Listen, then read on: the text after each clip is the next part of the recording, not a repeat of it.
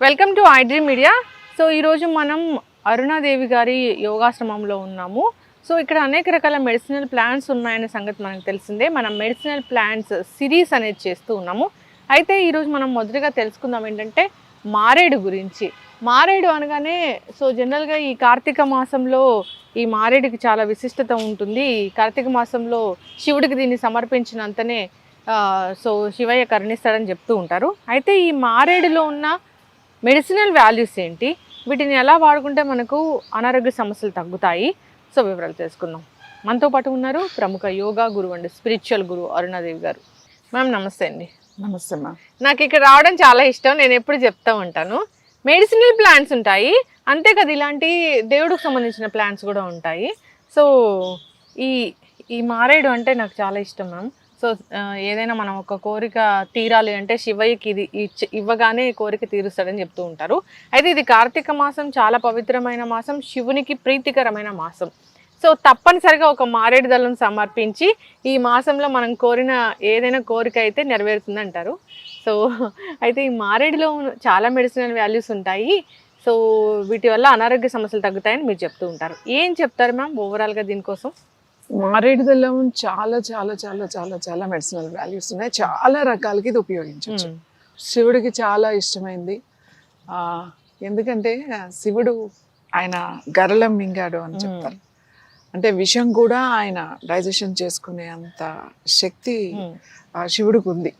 ఆయన ఇక్కడే ఆపేశాడు కాబట్టి శివుడి కంఠం నీలంగా ఉంటుంది. నీలకంఠుడు అని అంటారు, ఎందుకంటే ఆ పాయిజన్ ఇక్కడే ఉంది. ఆయన ఇక్కడే అంటే లోపలికి వెళ్లకుండా అక్కడే ఆపేశాడు. సో ముఖ్యంగా చెప్పాల్సింది ఏంటంటే ఈ మారేడు దళంలో ఉన్న ఇది ఏంటంటే ఎప్పుడైనా ఫుడ్ పాయిజన్ లాంటివి ఏమన్నా అయితే ఈ మారేడు ఆకు మనకి ఫుడ్ ద్వారా ఏదన్నా అయింది అన్నప్పుడు ఇమీడియట్ గా 2 మంచి లేత ఇలా ఉన్నప్పుడు 2 ఆకులు తీసుకొచ్చేసి మంచిగా కడిగేసి నమిలేసేయాలి. చూడగానే ఎంత బాగుంది కదా. నమిలేసేసి మీరు మింగాల్సిన అవసరం కూడా లేదు, నమిలే రసం మింగాల్సిన అవసరం కూడా లేదు. కొంచెం సేపు బాగా నమిలేసి ఊసేయచ్చు. ఊసేస్తే కూడా మీకు డయేరియా అంటే ఫుడ్ పాయిజన్ నేను చెప్పేది, మీరు మామూలుగా డయేరియా ఉంటే వాడడం కాదు, ఫుడ్ పాయిజన్ అన్నమాట. అలా అయినప్పుడు అలా ఆకు నమిలేసి ఒక 2 సార్లు 3 సార్లు అలా చేసినట్టయితే ఆ ఫుడ్ పాయిజన్ మనకి ఆ ప్రభావం చాలా తొందరగా తగ్గిపోతుంది. సాధారణంగా ఈ మనం ఏదైనా కాపర్లో తెలియకుండా ఒక్కొక్కసారి తిన్నప్పుడు, ఏదైనా పాలు మజ్జిగ అలాంటివి తెలియకుండా తీసుకుంటున్నప్పుడు అది ఫుడ్ పాయిజన్ అవుతుంది. తర్వాత బయట ఫుడ్ తిన్నప్పుడు, లేకపోతే ఒక్కొక్కసారి ఏంటో తెలియదు, పొట్టంతా అప్సెట్ అయిపోతుంది, కానీ ఏదో పాయిజనింగ్ జరిగింది, మనకి ఏదో ఫుడ్ ఏదో పడలేదు అనేది తెలుస్తుంది. అలాంటప్పుడు ఈ ఆకు నమిలేసి ఊసేయచ్చు. కొంచెం మింగచ్చు, అంటే మింగక కూడా పర్వాలేదు, ఎప్పుడైతే నోట్లో వేసి నములుతారో అది డైజెషన్ లోకి వెళ్ళిపోతుంది అనమాట. సో అలా నమిలి ఊసేస్తే ఈ ఆకు దానికి సంబంధించిన ఫుడ్ పాయిజన్ ప్రభావం లేకుండా ఉంటుంది. దాని తర్వాత ఇంకొకటి ఏంటి అని అంటే క్యాన్సర్ వాళ్ళకి కూడా ఇది చాలా చాలా బాగా మంచిది. ఈ ఆకు మనం నేను క్యాన్సర్ ఉన్న వాళ్ళకి ఈ ఆకు పెరుగన్నంలో తోడు పెట్టేసుకుని, అంటే మనం రాత్రి కొంచెము పాలు తీసుకుని, ఆవు పాలు అయితే మంచిది, ఒకవేళ ఆవు పాలు లేకపోయినా సరే మామూలు పాలు అయినా సరే పాలు తోడు పెట్టుకుంటాం కదా, కాస్త అన్నం తీసుకుని, అంత అన్నం తీసుకుని ఫస్ట్ కొంచెం నీళ్లు పోసి అన్నాన్ని బాగా కలిపి తర్వాత కొంచెం పాలు పోసేసి ఈ ఆకు అంత అన్నానికి 3 ఆకులు, ఇది 3 కదా, 3 దళాలు అని అంటాం కదా, త్రిదళం అని అంటాం కదా, ఆ 3 ఆకుల బంచ్ లాగా 3 ఆకులు తీసేసుకుని కడిగేసేసి ఆ అన్నంలోనే పెట్టేసి ఈ పాలు పోసేసి నైటే ఈ లీఫ్ తో పాటు తోడేసేసి కొంచెం అంటే బ్రేక్ఫాస్ట్ మరీ ఎక్కువ కాదు, జస్ట్ ఇంత ఒక 2-3 ముద్దలు ఉండేటట్టుగా అంతే, అంత తీసేసుకుని పొద్దున్నే కనుక మనం పొద్దున్నే బ్రేక్ఫాస్ట్ టైంలో కనుక అలా తింటే మంచిగా వాళ్ళకి చాలా మంచిది అనమాట. అంటే క్యాన్సర్ కూడా తగ్గే గుణం దీనికి ఉంది. అలాగే మారేడు కషాయం కూడా, కషాయము వేరు టీ వేరు. కషాయం అంటే బాగా ఇప్పుడు ఒక గ్లాస్ నీళ్ళు వేసి 1/2 గ్లాస్ వరకు మరగబెట్టామనుకోండి, అది కషాయం అవుతుంది. టీ అంటే ఊరికే 2-3 నిమిషాలు మరగబెడతాం అంతే. అంటే దాంట్లో ఉన్న ఆ మెడిసినల్ వాల్యూస్ అంతా వాటర్ లోకి వస్తాయి అంతే. పెద్దగా టేస్ట్ ఏమి మరీ భయంకరంగా ఉండదు. కషాయం అయితే చాలా చేదుగా అలా ఉంటాయి అన్నమాట. సో హెర్బల్ టీ లాగా కూడా ఇది హార్ట్ ప్రాబ్లమ్స్ ఉన్న వాళ్ళు కానీ, హార్ట్ స్టంట్ వేసిన వాళ్ళు, రెగ్యులర్ గా ఏదైనా ఇష్యూస్ ఉన్న వాళ్ళు, హార్ట్ కి సంబంధించిన ఇష్యూస్ ఉన్న వాళ్ళు కూడా ఈ టీ పనిచేస్తుంది. బ్లడ్ సర్క్యులేషన్ మంచిగా ఉంటుంది, బాగా అవుతుంది. సో మీ టీ లాగా అన్నమాట. ఊరికే ఒక బంచ్ చేసి కొంచెం ఒక 2-3 నిమిషాలు మరగబెట్టుకుని టీ లాగా వడపోసుకుని తాగాలి. సో మారేడాకు మనకి చాలా రకాలుగా ఉపయోగించవచ్చు. క్యాన్సర్ దాంట్లో ఉపయోగించవచ్చు.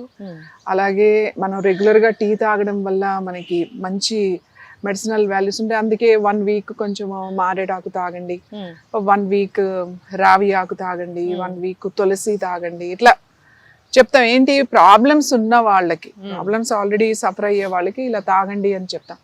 ఈ మారేడు గాలి తగిలిన, ముఖ్యంగా వింటర్ లో అంటే చలికాలంలో, కార్తీక మాసం అంటే శివ అంటూ చలి వస్తుంది, మళ్ళీ శివ అనుకుంటూ వెళ్ళిపోతుంది అని చెప్పారు. శివరాత్రికి వెళ్ళిపోతుంది అని చెప్పారు. ఈ మొత్తం ఈ కార్తీక మాసం దాంట్లో మారేడు, ఉసిరి ఇవి మనకి చాలా ఇంపార్టెంట్. సో ఇవి టీ తాగితే ఈ సీజన్ లో అందరూ ఎవరైనా సరే దాన్ని మార్నింగ్ కానీ ఈవినింగ్ కానీ టీ బాయిల్ చేసుకుని 2-3 మినిట్స్ తాగితే చలికి సంబంధించిన సమస్యలు రాకుండా ఉంటాయి. ఓకే, అంటే డ్రై అయిపోవడం, ఓవర్గా ఎక్కువ డ్రై స్కిన్ ఇష్యూస్ మనకి, తర్వాత కొంచెం బాగా డిప్రెషన్ గా ఉంటుంది. చలికాలంలో డిప్రెషన్ కేసెస్ ఎక్కువ ఉంటాయి. మామూలుగా కొంచెం ఉన్న వాళ్ళకి ఎక్కువ అవుతుంది అన్నమాట, డల్ గా ఉంటారు. అవును, మనకి తక్కువ ఉంటాయి కానీ కొంచెం ఇప్పుడు మనకు కూడా ఎక్కువే ఉంది కాబట్టి కొంచెం సీజన్ లో కొంచెం ఎక్కువ అయ్యే అవకాశాలు ఉంటాయి. అట్లాంటి వాళ్ళకి అందరికీ కూడా ఈ మారేడు ఆకు గనక ఈ వింటర్ అన్ని రోజులు తాగితే చాలా చాలా మంచిది అన్నమాట. అయితే మ్యామ్ జనరల్ గా మనం చూస్తూ ఉంటాము మారేడు ఫ్రూట్ ఉంటుంది కదా, దాంతో నార్త్ ఇండియాలో షర్బత్ ఇస్తారు అని. సో అసలు ఏంటి అది? నార్త్ ఇండియాలోనే కాదండి, ఈ మారేడు పండు మనకి ఇక్కడ కూడా ఆ పండ్లు వచ్చినప్పుడు బాగా, అంటే మనకి ఇక్కడ తక్కువ కదండి, ఇక్కడ చెట్లు తక్కువ, ఊళ్ళల్లో అయితే ఉంటాయి. తర్వాత మనం అరకు అటువైపు వెళ్ళినప్పుడు అసలు వాళ్ళకి ఎన్ని ఉంటాయి, మామూలుగా మీరు వెళ్తుంటే రోడ్డు మీద పెట్టి అమ్మేస్తారు ఈ సీజన్ లో. ఆ కాయలు, మారేడు కాయలు అవి తీసుకొచ్చి మనం జ్యూస్ చేసుకుని తాగొచ్చు, చాలా మంచిది. ఇది ముఖ్యంగా ఈ క్యాన్సర్ ఉన్న వాళ్ళకి కనుక ఆ జ్యూస్ కనుక తాగితే చాలా మంచిది. మారేడు చాలా వాళ్ళకే అని కదా, అన్ని విధాలుగా కూడా మనకి మంచిది. మనకి నర్వస్ సిస్టమ్ కానీ స్ట్రెంథన్ అవ్వడానికి, యాక్టివేట్ అవ్వడానికి, స్టిమ్యులేట్ చేయడానికి కూడా మారేడాకు పనిచేస్తుంది. ఈ కార్తీక మాసం అన్ని రోజుల్లో అందరూ శివుడికి పూజ చేస్తారు. ప్రొద్దున్నే లేసి ఒక్క మారేడు దళమైనా సమర్పించుకుంటారు, ఏది లేకపోయినా ఒక్క ఆకు. అలా మీరు శివుడి దగ్గర పెట్టిన ఆ దళాన్ని మీరు దాన్ని పాడేయకుండా మళ్ళీ దాన్ని గనక మీరు తీసుకుని మీరు ప్రసాదంగా కాస్త కొంచెం ఒక కప్పు నీళ్ళల్లో వేసుకుని ఒక 3-4 మినిట్స్ మరగబెట్టిన తర్వాత మూత పెట్టేసేయండి. అట్లా మూత పెట్టేసి కొంచెం సేపు అలా ఉంచండి, 1 నిమిషం అలా వదిలేసేయండి స్టవ్ ఆఫ్ చేసి. తర్వాత మీరు అది తాగండి. మీకు ఏదైనా కలుపుకోవాలి అని అంటే కొంచెం హనీ అట్లా కలుపుకోవచ్చు, లేకపోతే ఓన్లీ 1 టీ కొద్దిగా ఉంటుంది, చేదు పెద్దగా ఏమి ఉండదు. తీసుకుని కనుక శివుడి ప్రసాదంగా కనుక మీరు తీసుకుంటే శివుడు మనకి మంచి బ్లెస్సింగ్స్ మనల్ని ఆశీర్వదిస్తాడు అని చెప్తారు. అందుకే ఆ దళం ఆయనకి సమర్పించిన తర్వాత అది మన గుళ్ళోకి వెళ్తే కూడా, శివాలయాల్లోకి వెళ్తే ఇప్పుడు మనం ఈ సీజన్లో మనకి వాళ్ళు ఇచ్చేటప్పుడు ఒక పువ్వు కానీ అది మారేడు దళం ఇస్తాము. సో ఇవి ఒకటి. మనకి ఇక్కడ శంకు పుష్పాలు మనకి ఇక్కడ పెద్దగా ఇవ్వరు గుళ్ళో, కానీ మీరు కాశీ వెళ్ళారనుకోండి అసలు ఆ శంకు పుష్పాలు అయితే బ్లూ బెల్స్ అంటారు, అసలు దండలు అన్నమాట శివుడికి. అవి తర్వాత మన జిల్లేడు దండలు వేస్తారు అక్కడ, శివుడికి చాలా ప్రీతికరమైనవి చెప్పి. సో అవి దేవుడికి పెట్టిన తర్వాత అది మీరు ప్రసాదంగా కనుక తీసుకున్నట్టయితే మీ ఆరోగ్యానికి చాలా చాలా మంచిది. అలాగే క్యాన్సర్ ఉన్న వాళ్ళు నేను చెప్పినట్టుగా పాలల్లో అట్లా తోడు వేసుకొని తింటే కూడా చాలా మంచిది. ఇంకా చాలా చాలా ఉపయోగాలు ఉన్నాయి దీన్ని. మనం ఇలాగా పాలల్లో తోడు పెట్టి వాడడమే కాకుండా దీని నుంచి మనకి మెడిసిన్స్ కూడా తయారు చేస్తారు ఆయుర్వేదాలు. ఎన్నో రకాలుగా ఈ బెరడును కూడా ఉపయోగిస్తారు, ఆకును ఉపయోగిస్తారు, దీనికి వచ్చే కాయల్ని ఉపయోగిస్తారు, పండు అయిన తర్వాత ఉపయోగిస్తారు. సమూలం కూడా మంచిదే. అంత అంత మంచిది. చాలా రకాలుగా మెడిసినల్ తయారు చేసేటప్పుడు ఒకటే ఆకుని మనం వాళ్ళకు వచ్చిన ప్రాబ్లమ్స్ సమస్యలను బట్టి దాన్ని తయారు చేసే విధానం వేరువేరుగా ఉంటుంది. Yes, అయితే బట్ అందరూ వాడుకునేటట్టుగా సింపుల్ గా ఇలా టీ ఇలాంటివి చాలా మంచిది. ఎస్, అయితే శివుడు చాలా హీట్గా ఉంటారు. సో అంతటి హీట్ని తగ్గించడానికి ఈ మారేడు దళం ఉపయోగపడుతుంది. అంటే మన ఒంట్లో ఉన్న వేడి కూడా తగ్గిపోతుంది అని అంటారు కదా.